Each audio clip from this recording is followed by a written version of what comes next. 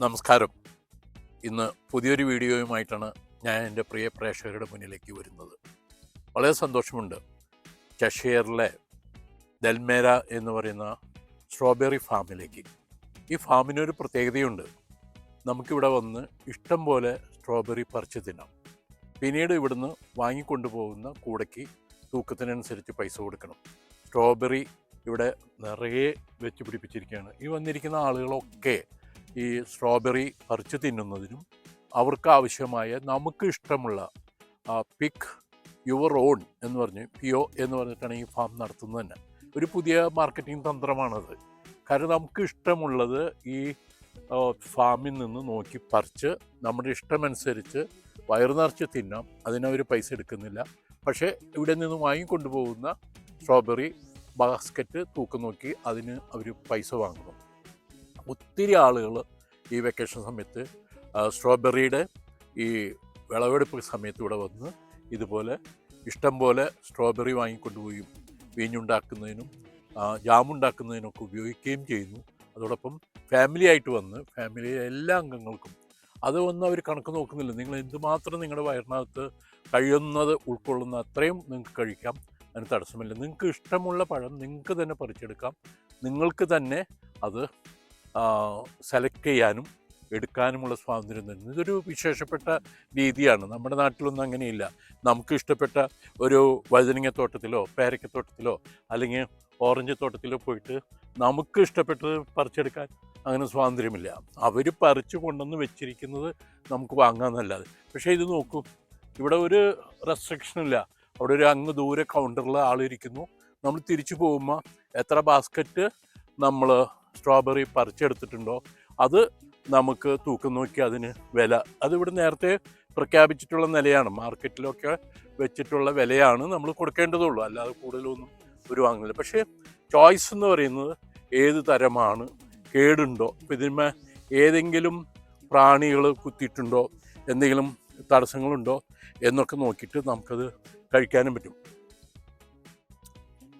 ഫ്രഷായിട്ടുള്ള ഫാമിൽ നിന്ന് പറിച്ചെടുക്കുന്ന സ്ട്രോബെറി നമുക്ക് കഴിക്കാൻ പറ്റുക എന്ന് പറയുന്നത് ഒരു വലിയ ഭാഗ്യം തന്നെയല്ലേ. നോക്ക് എന്ത് രസമായിട്ടാണ് ഇത് ഇരിക്കുന്നത്. ഇവർ താഴെയല്ല നട്ടു വളർത്തുന്നത്. ഇവരൊരു പടുക്ക കെട്ടി അതിനടിയിലൂടെ ഒരു ഡ്രോപ്പ് വാട്ടർ കൊടുക്കുന്ന സിസ്റ്റം വെച്ചതാ. ഈ പൈപ്പിനടിയിലൂടെ കൃത്യമായിട്ട് കാണാൻ പറ്റും. ഓരോ തുള്ളി വീഴാണ് ഇങ്ങനെ തൂങ്ങിക്കിടക്കും. സ്ട്രോബെറി ചെടിക്ക് ഏറ്റവും പ്രധാനപ്പെട്ടതെന്ന് പറയുന്നത് ഇതിങ്ങനെ തൂങ്ങിക്കിടന്നാലാണ് പഴങ്ങൾ കൂടുതലുണ്ടാവുക. നോക്കൂ, കണ്ടോ, ഇത് മുഴുവൻ ഇങ്ങനെ പഴങ്ങൾ കൊലകൊലയായിട്ടുണ്ടാകും. ഇതിൽ നമുക്ക് ഇഷ്ടമുള്ളത് നമുക്ക് പറിച്ചെടുക്കാം. വളരെ വിശേഷപ്പെട്ട ഒരു രീതിയാണ്. അത് നമുക്ക് എത്ര വേണമെങ്കിലും പറിച്ചു തിന്നാം. അതിനൊന്നും ഒരാളൊന്നും ചോദിക്കാനും ഇതിൻ്റെ ഉടമസ്ഥൻ അത് നിങ്ങൾ എന്തുമാത്രം എടുത്തതെന്നൊന്നും പറയാൻ പറ്റില്ല. നമ്മൾ എടുത്തു കൊണ്ടുപോകുന്ന അവസാനം കൊണ്ടുപോകുന്ന ബാസ്ക്കറ്റിൻ്റെ തൂക്കം അവിടെ കാണിച്ചു കൊടുത്ത് അതിനവർ പൈസ ഇട്ട് തരും. അത് ശാസ്ത്രീയമായിട്ടാണ് കേട്ടോ ഈ തോട്ടം അവർ വളർത്തിക്കൊണ്ടുവരുന്നത്. കൊച്ചു കൊച്ചും പൂമ്പാറ്റകൾ പോലെയുള്ള ഇത് വരുന്നുണ്ടെന്നല്ലാതെ മറ്റു ഒരു കേടുപാടും. ഇപ്പം നിങ്ങൾക്ക് വളരെ അടുത്ത് കാണിച്ചു തരാം. ഞാൻ സെലക്ട് ചെയ്ത ഒരു സ്ട്രോബെറിയാണ്. നല്ല റെഡ് കളറുള്ളത്. അത്രയും പഴുത്തിരിക്കുന്നു. അത് അത്രയും സ്വീറ്റും ആയിരിക്കും. നമുക്ക് ഒരു സ്വീറ്റും ഒരു പുളിപ്പും മധുരവും പുളിപ്പും കലർന്ന ടേസ്റ്റാണ് സ്ട്രോബെറിക്ക്. ഇത് വളരെ നല്ലൊരു ഫ്രൂട്ടാണ് കേട്ടോ. ഞാൻ കഴിഞ്ഞ തവണ ഇവിടെ വന്നപ്പോൾ ഇതുപോലെ ഞങ്ങളന്ന് വീഡിയോ ഒന്നും ചെയ്തില്ല. പക്ഷേ ഞങ്ങളിവിടെ വന്ന് പറിച്ച് കുറേ തിന്നു.